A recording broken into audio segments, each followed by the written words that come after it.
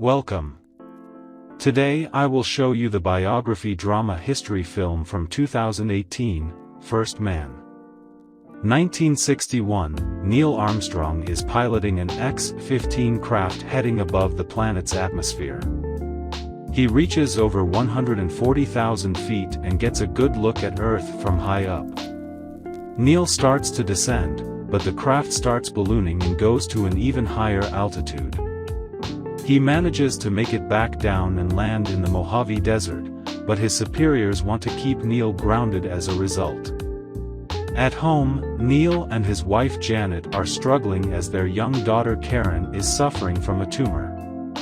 Neil's fellow pilot Joseph A. Walker tells him that NASA is looking for a pilot for their Project Gemini, but Neil says he will look into it after Karen gets better.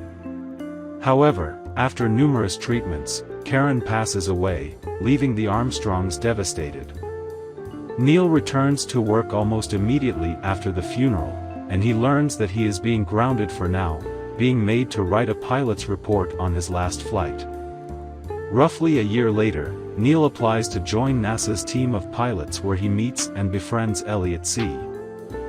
Neil meets with director Robert R. Gilruth and astronaut Deke Slayton, among other men, to interview for candidates for their impending space exploration program. Neil expresses an interest in exploring beyond Earth based on his experiences with the X-15 crafts. One man asks whether Neil thinks the passing of his daughter may affect his work, and he says it might. Not long after, Neil gets a call during dinner and he tells Janet that he has been selected. NASA is eager to reach the moon since the Soviets are quickly beating them with their own space program and Sputnik satellites, so they hope that their program can manage to beat them to the moon. While Neil is being told what to expect and how the mission is supposed to work, Janet meets her neighbor Pat White, whose husband Ed is in the same program as Neil. Pat brings Janet a plate of cookies as a welcome to the neighborhood. It's also shown that Janet is pregnant with their third child.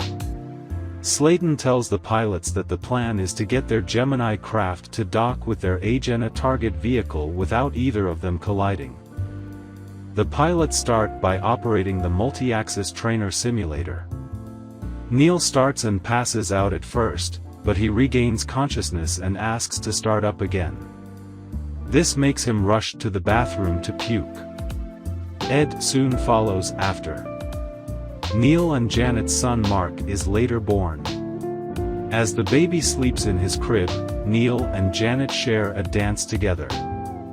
The Armstrongs start to bond with the Whites, as well as Elliot and his wife. After a dinner, they watch the news to see that the Soviets have accomplished an extravehicular activity test, something that Ed was supposed to have done with Gemini 4. This leaves him upset. 1965, Neil is set to co-pilot Gemini 8 with David Scott, with Slayton telling Neil that once the Agena is back up and running, he may be the first to dock. Prior to the mission, the Armstrongs host a good luck party for Neil. 1966, Ed shows up at the Armstrong house in the pouring rain to tell Neil that Elliot has died in an accident where his trainer jet crashed into a space center in St. Louis. Neil is clearly broken up over the news. After Elliot's funeral, Edwin "Buzz" Aldrin makes comments regarding the circumstances of Elliot's death that puts off the other men in the room. On March 16, 1966, Neil and David board Gemini 8 for the launch, while Janet stands by at home waiting to hear on any updates from the squawk box. The two make it into the air and into space with an initially smooth start, but before they can dock with the Agena, they encounter a malfunction within the craft. Janet even goes to find Slayton to criticize him and the other men for putting the pilots in unsafe crafts. Neil and David manage to abort their mission and return to Earth safely, but the mission's failure does take a toll on Neil. Later on, Ed visits Neil to tell him that Slayton has asked Ed to be part of the Apollo 1 mission to the moon with Gus Grissom and Roger B. Chaffee. Neil is later asked by Slayton and Gilruth to represent them at the White House.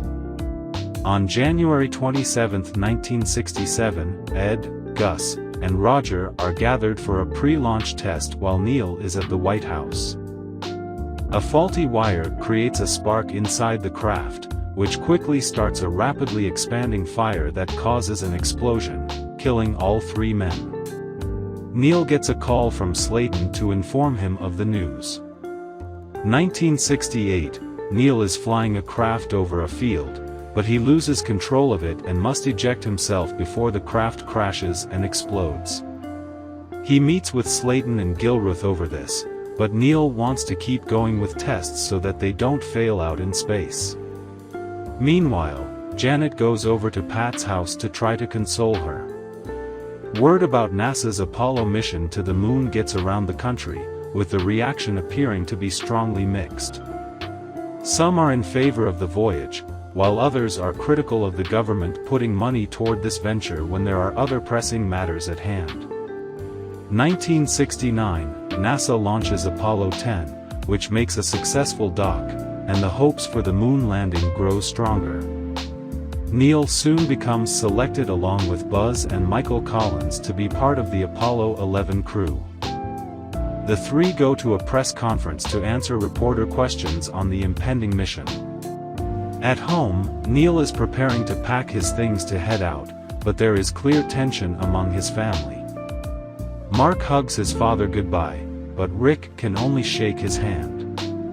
Janet angrily chastises Neil for wanting to go through with the mission when he knows there's a possibility that he may not come back alive, and she can't bear to think of their sons growing up without a father.